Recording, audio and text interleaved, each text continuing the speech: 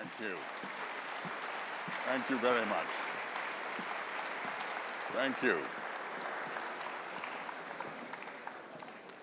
Well, ladies and gentlemen, it's good to see so many of you here to listen to the Attorney General.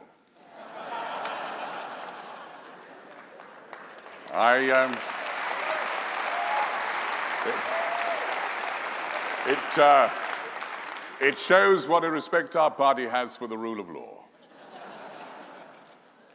Ladies and gentlemen, I've been asked to come as the newest member of the Cabinet to tell you a little bit about why it was that I joined the Cabinet, which seems a strange thing to ask someone to speak about, because if you're asked to do a job for your country, I don't think you should refuse the request, do you?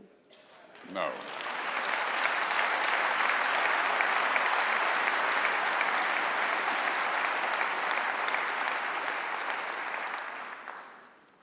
At 11 p.m.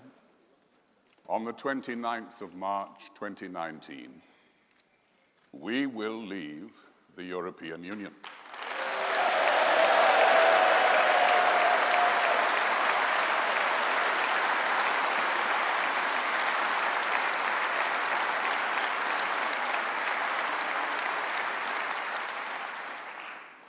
And soon thereafter, in an extraordinary moment in our history, the EU institutions will no longer have the right to make laws for our country.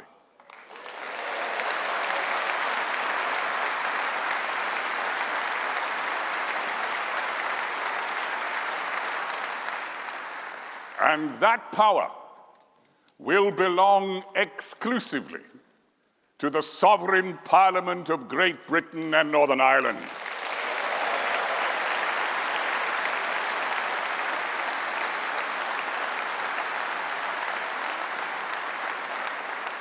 Ladies and gentlemen, that is a precious prize. Like millions of others, I voted to leave the European Union. Not because I didn't wish to continue our special and close friendship and collaboration with our friends there, but because the political and democratic price of ever closer union was just too high.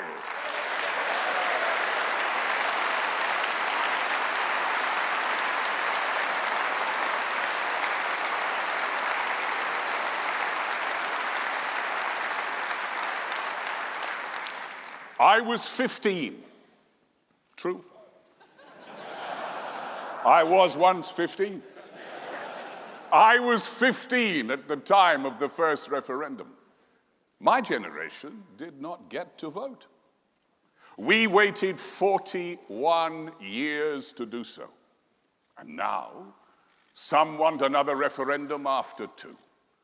And the Labour Party are poised, waiting to see which way the wind blows.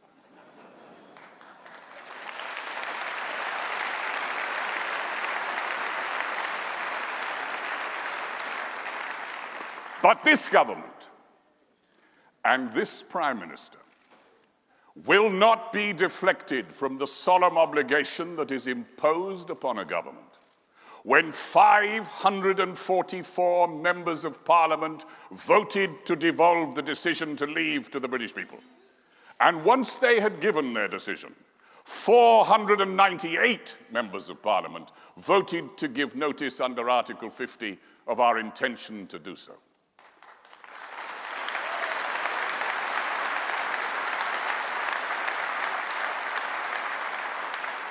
She will deliver the prize that millions voted for and fulfill the largest democratic mandate that any vote has ever returned in our history.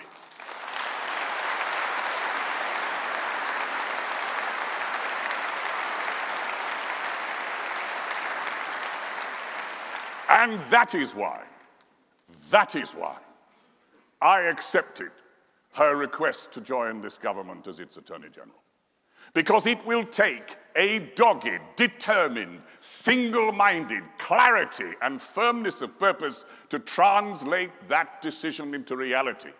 And it was clear to me then, and even more so now, that the Prime Minister will not flinch from her duty and the central mission that the people of this country have set us: to take control of our borders, as Sajid Javid has announced, to resume full sovereign rights over our laws, as we will assuredly do under our proposals, to cease the obligation to support the future budgets of the EU by huge annual payments. But in the real world, nothing so valuable is ever gained without sacrifice and compromise. And as Dominic Raab, in his excellent speech here, said, in a negotiation, pragmatism is inevitable and necessary. Since the 17th century, the special genius of the British peoples has been the flexibility to find compromises and constitutional arrangements that may not possess ideological or theoretical purity, but which work.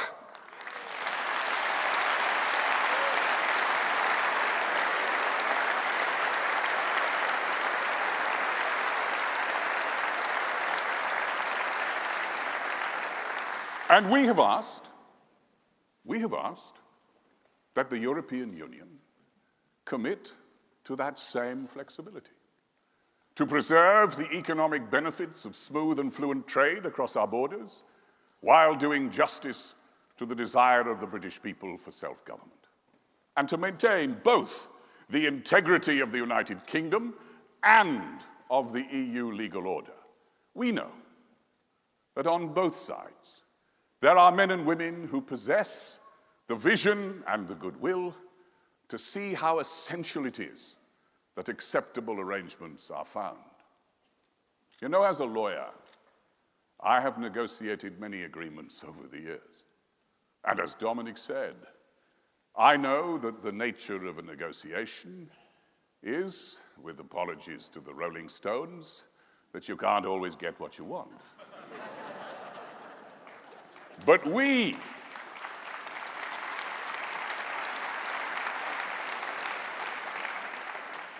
have to be grown up about it.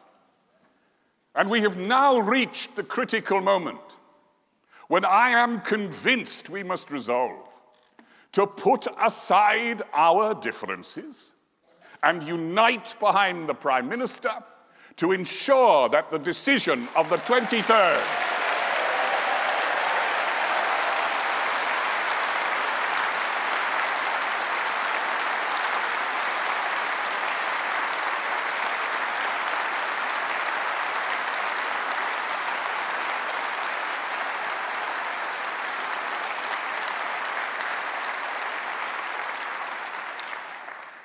to ensure that the decision of the 23rd of June 2016 is not set at naught by those who would have us remain in the European Union.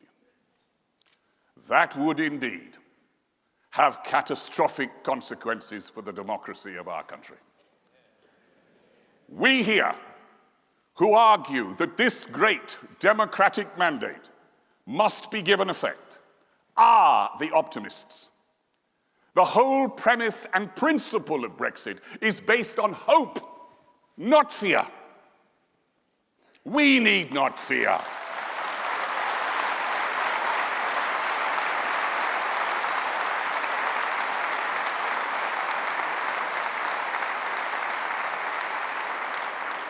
We need not fear self-government.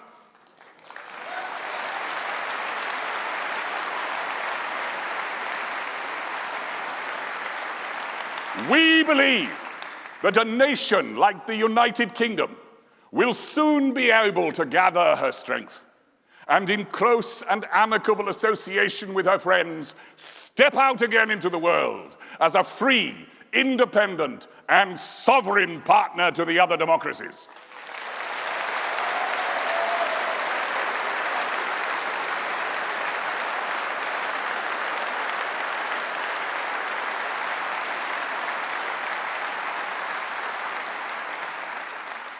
To build a future of opportunity, the seeds of which have been sown here this week for all the generations of her people.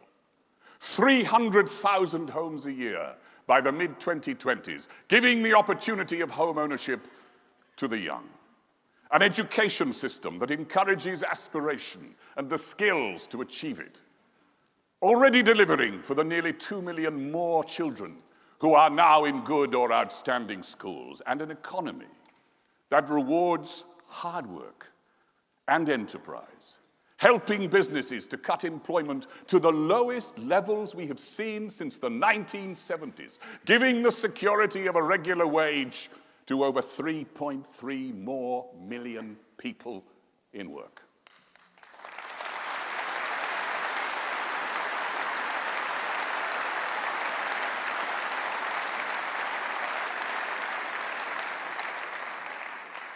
And so, let us say with Milton, methinks I see in my mind a noble and puissant nation, rousing herself like a strong man after sleep, and shaking her invincible locks. Methinks I see her as an eagle, mewing her mighty youth, and kindling her undazzled eyes at the full midday beam. Ladies and gentlemen, let us seize that prize. Thank you. Thank you. Thank you. Thank you.